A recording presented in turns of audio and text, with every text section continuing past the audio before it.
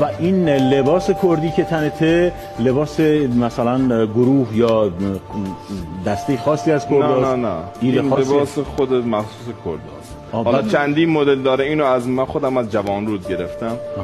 لباس کردی ایلامی فرق میکنه، کردی کردستانی فرق میکنه، ولی تقریباش همشون همین. بر تلویزیون میپوشی اینو یا نه اصلا کلا میپوشیم؟ همیشه تنته. این برای فکر کنم یعنی جای رسمی میرین اینو میپوشین دیگه، درسته؟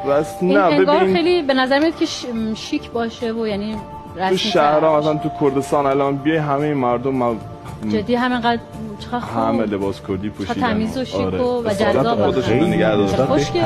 بله آره، هم خانوماشون به لباسهای خانومها، هم آقایونشون خیلی به اهمیت لباسهای میدن.